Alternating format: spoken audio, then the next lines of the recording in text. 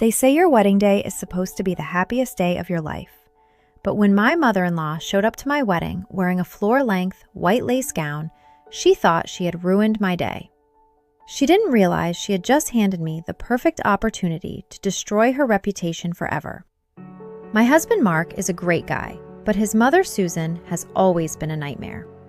From the day we met, she made it clear I wasn't good enough for her precious son. She criticized my job, my family, and especially my taste. When Mark proposed, Susan's behavior went from passive-aggressive to openly hostile. She demanded to control the guest list, the catering, and the venue. When we politely told her we were paying for the wedding ourselves and making our own choices, she threw a tantrum that lasted for months. But the real drama started 3 weeks before the wedding. Susan called Mark, crying hysterically, saying she couldn't find a dress. Being the dutiful son, Mark suggested I take her shopping. I agreed, hoping it might be a bonding experience. I was so naive. We went to a high-end boutique, and Susan immediately walked past the mother of the groom section and headed straight for the bridal gowns. I thought she was just looking, but then she pulled out a stunning white beaded mermaid gown with a train. She held it up and said, "This is the one. It really complements my figure." I stared at her in disbelief. I told her, "Susan, that's a wedding dress. You can't wear white to my wedding." She just rolled her eyes and said, "Oh, don't be so insecure. It's an off-white, technically ivory. Besides, it's my son's big day too. I deserve to look beautiful." I told Mark about it that night. He confronted her, but she played the victim, claiming we were trying to make her look ugly on purpose. She threatened not to come to the wedding at all. Mark was stressed and I was furious. But then, a brilliant idea hit me. I told Mark to let it go.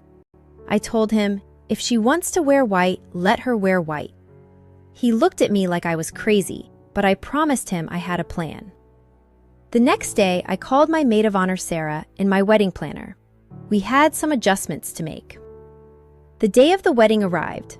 The venue looked beautiful, the flowers were perfect, and I felt amazing in my dress. Then Susan arrived. She wasn't just wearing the white dress. She had her hair professionally styled in an elaborate updo, complete with a sparkling tiara. She literally looked like a bride. As she walked into the venue, you could hear the gasps from my family and friends. People were whispering, pointing, and giving her dirty looks. Susan, however, was soaking it up. She thought the attention meant she looked stunning. She had no idea what was about to happen. When it was time for the ceremony, the music started. But instead of the traditional bridal march, the DJ played a very specific, slightly dramatic instrumental track. As Susan walked down the aisle to take her seat in the front row, my wedding planner stepped out with a microphone. "Ladies and gentlemen," the planner announced, her voice echoing through the venue, "please direct your attention to the aisle. Let's give a warm round of applause for the mother of the groom, Susan, who is celebrating her own special vow renewal today." The entire room went dead silent.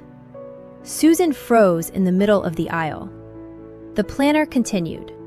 "Susan has decided to use her son's wedding budget to throw herself a surprise vow renewal. Unfortunately, her husband couldn't make it, so she'll be walking down the aisle solo today. Let's hear it for the bride. I mean, the mother of the groom." The whispers turned into outright laughter.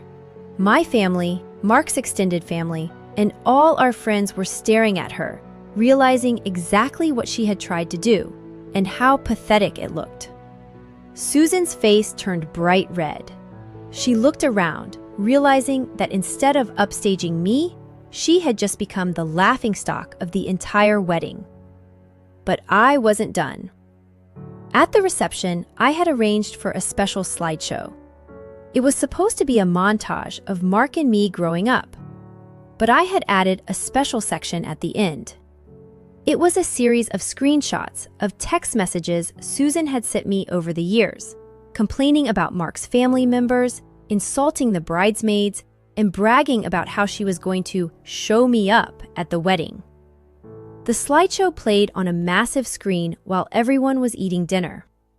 When the screenshots appeared, the room went quiet again. Mark's aunts and uncles saw exactly what Susan had been saying about them behind their backs. Susan stood up, her white dress looking ridiculous now, and screamed that the messages were fake. But everyone knew her number, and everyone knew her toxic personality. She grabbed her purse and stormed out of the reception before the cake was even cut. The rest of the night was perfect. Mark and I danced, our friends laughed, and nobody